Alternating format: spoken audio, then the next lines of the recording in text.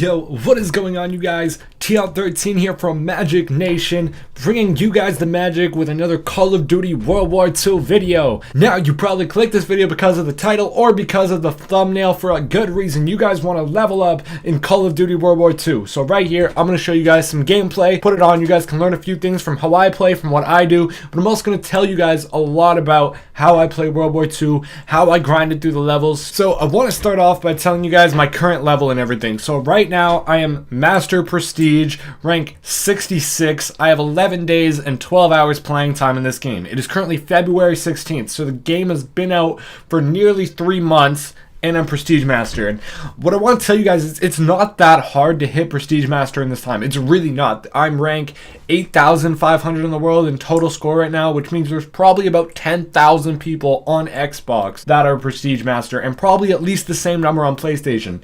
And it's really not a hard thing to do, but it takes so many steps to do it. The main things I'm going to go over are game modes to choose, the weapons you use, different class setups, kill streaks you guys should be using, challenges you should go for, and the main thing I think overall is watching for your mistakes, acknowledging those mistakes, and changing them to make you play better.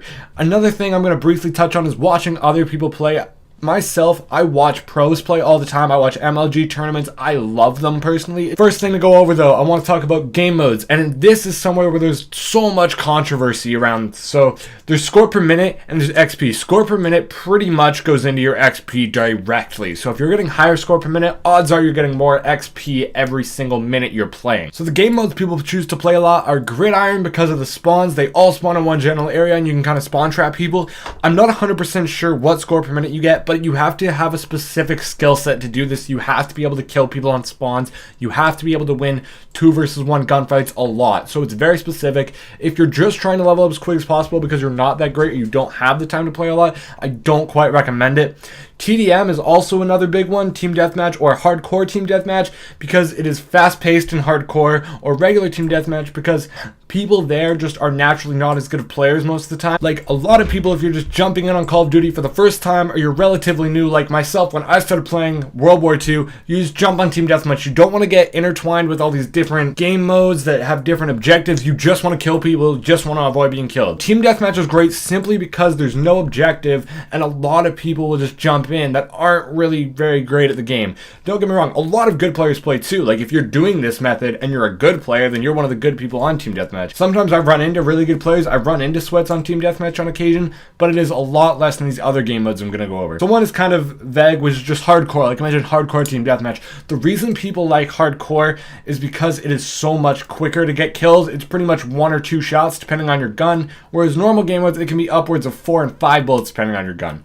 So I like hardcore. I'm just not that good personally at it. If you like hardcore and you can get used to like how many bullets it takes, what your life is, everything like that, hardcore is a great way to level up, especially things like hardcore kill confirmed and stuff like that has objective. Another one to touch on is kill confirmed itself. Kill confirmed has kills are only worth 50 points, not 100 like in team deathmatch, but you get more score based off the tags you pick up with enemies, your teammates, and when you pick up your own tag, that's another 100 scores. So kill confirmed is also a highly ranked one. It is not my favorite, but like I said, it's one of those if you're rushing a lot and you want to just get that score without going too heavy into an objective, 100% kill confirmed is great for score per minute, and it will definitely help you level up fairly fast. This is definitely my favorite one for score per minute, and I think it gives the most XP personally, and that is hardpoint. There's one issue with hardpoint is it is very competitive and very much something you need to focus on the objective. You don't need to sit in the hardpoint the whole game. When you're the first person in the hardpoint, when it changes, or you're the first person after an enemy, you get 100 score, 125 score just for that. So at least dip your feet in when you can. Even if you get extra kills when you're in the hardpoint, you get extra score for that. I think about 25 extra score per kill. And the normal kills are worth 100 points, not 50 points like in domination or kill confirm, that kind of thing. And that's really why I like hardpoint, is it gives you that 100 points per kill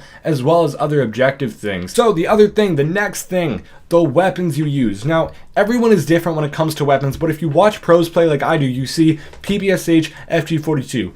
That is it. On occasion you will see the bar, but not quite that often. But Those are the two guns, and for main reasons. They're great close range, they're great far range, they're the #1 guns in Call of Duty World War II, and there's a reason it's what the pros use. There are so many different guns in World War II that are definitely worth trying, but sometimes you just need to understand you are gonna lose gunfights to FG-42s and to PPSHs. That's the thing, you need to understand that the weapons make a big difference. So if you get really comfortable with a gun, but it's really not the best gun, you're not gonna rank up as quickly. If you can get used to the better guns like the PPSH, FG-42, the Lewis even, the Bard, those guns, you will do a lot better. Another couple is the STG is really good. The combat shotgun is a very good shotgun if you can play close range like that. You'll see in a lot of my gameplays, I use PPSH. The Volks is also an amazing gun because that's from the newest Resistance DLC, and trust me, it is insanely good. It gets you lots of headshots just the way it's positioned, which will also go towards challenges and help you get more XP. So definitely the Volks is another one to use. So the next thing I want to talk to you guys about is score streaks. And I know it is awesome to get paratroopers, it is awesome to get ball turret gunners, and you just wreck teams. But if you're someone that gets that 1 in 20 games, they are not the kill streaks you should be using. A kill streak cannot get you score unless you get that kill streak. First one being recon aircraft. Gives you information to get further kill streaks. It is constantly giving you score and XP whenever you use it because your teammates get kills and you get recon assists of 10 points. The second one I want to touch on is counter recon. Not nearly as good and costs more score, but counter recon, if you use it at the right time and in the right part of a match, it gives you quick XP and score by destroying the enemy recon. But it's not always useful if the opponent just doesn't run recon for some reason or no one's getting recon. It almost does nothing and just kind of sits there, and you can often double up on it. So it's not the 100% the best one I recommend, but it is really good. I definitely recommend it on occasion. It really depends on the player and the game modes you're playing. If you're playing like free-for-all, it might not be super great all the time, but if you're playing something like hardpoint or team deathmatch, I think it can be a great kill streak. So the next two I'm going to talk about are very similar, and they're fighter pilot and glide bomb. Fighter pilot is just a little bit higher than recon. It's 625 score, and it helps so much on objective games and just on kill-based games. If you're in team deathmatch, you can get 2 to 3 kills on average with it. I'd say around 2 is the average. Or if you're on hardpoint, you can get 2 to 4, even possibly up to 5 and 6 if you're lucky, just killing people on the hardpoint. You get to choose where you call it in. On occasion, you get 1 kill, okay? And it sucks when you only get 1. And even on rare occasion, you'll get 0. If they're running mountain or if they're in buildings, there are certain maps it does not work well on. And the glide bomb, like I said, is 650, just a little bit higher than that fighter pilot, and it's so similar. It drops down, you hit objectives really hard, or you just hit people coming off spawns in team deathmatch. On occasion, you get 1 kill. It's actually more average. You only get 1 to 2 with it. Expect about 2 kills. Maybe you'll get 3. Maybe if you're really lucky, you even get 4 and upwards. But glide bomb is great. It hits objectives super well. And now we're going to go over some of the more expensive ones. So artillery is 850 score streak, so it's a little bit more expensive than the other ones. It drops down on an objective or on a spawn anywhere you want. And something like hardpoint where they have to keep driving at that objective, you put it down in a whole lane to shut them down, and then you just kill everyone on the other lane. The other couple are mortar team and flamethrower. They're around the same cost. They're both around 700. It's just 3 bombs that go down, and there's no like guarantee of kills on them. So if you know where to put it and you do really well with mortar team, 100% go for it. The other one being flamethrower, it is really amazing on certain maps and certain game modes like hardpoint. If you're on London docks and you're holding down a building with a flamethrower that the hardpoint's in, it works really well. Really good score streak. Really recommend using it. If you're good with the flamethrower, you want to use it, 100% put it on. And of course the higher ones, if you get consistent streaks, do incendiary bombing run, do paratroopers, you get tons of kills and they help a ton towards your XP and your score. Those are all the score streaks. It takes a lot to understand how consistent you can get them, what you can get used to.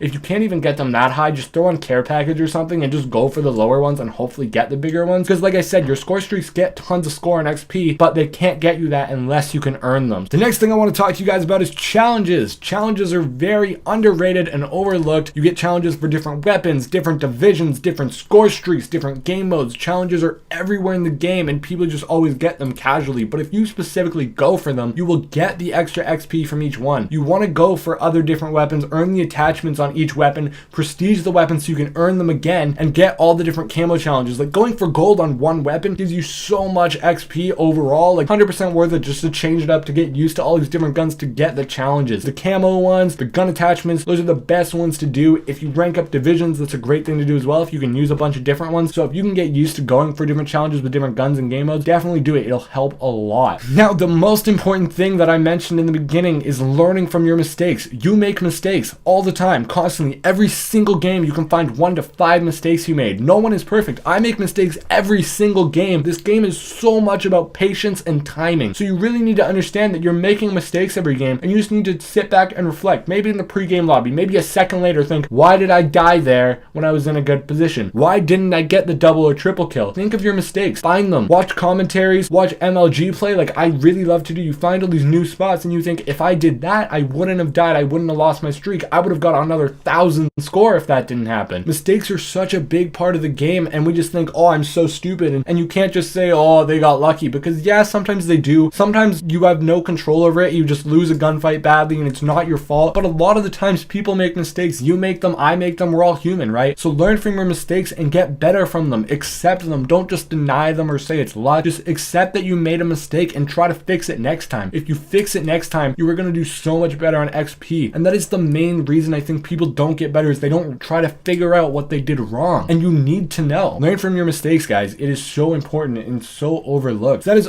all the information I have for you guys. Of course, there is more stuff I could tell you guys. I could go very into depth with different things. If you want to see specifically what to go into depth over, let me know. If you want to know what division is 100% the best, what class setup is 100% the best for different modes, let me know in the comments down below. I'll be happy to answer you guys. I'll be happy to cover it in a whole video if I think it needs it. But one thing you guys really have to understand is that no one gets better overnight. You're going to have to practice. You got to play every day or almost every day whenever you can. Like I said, I have 11 days and 12 hours playing time. That's a lot of time to invest in a video game, but if you're serious about it, you will invest that time. You will play even more if you can. There are people that play all day. Play as much as you guys can. It is the best way to improve and the best way to level up. If you're just playing an hour a day, you're not going to hit Prestige Master very quick. So that's all I can really tell you guys. So I hope you guys enjoyed the video. Please subscribe to both channels, both my main channel TL13 and the clan channel Magic Nation, where you're going to be putting out tons of videos. I personally will put out tons on my personal channel and on the Magic channel. Some of them will be specific. So if you just subscribe to one of them, you're not going to see all my videos. So check out both. Follow my Twitter. All I'm really going to be posting on Twitter is just updates on videos, updates on my progress, because I don't want to make videos specifically for the progress. If you want to see anything else, let me know in the comments. Subscribe so you can see more from both awesome channels. Leave a like if you enjoyed the video. It doesn't really make me any money or anything like that. I just really appreciate knowing you guys are enjoying what I'm doing. So that is all for now, guys.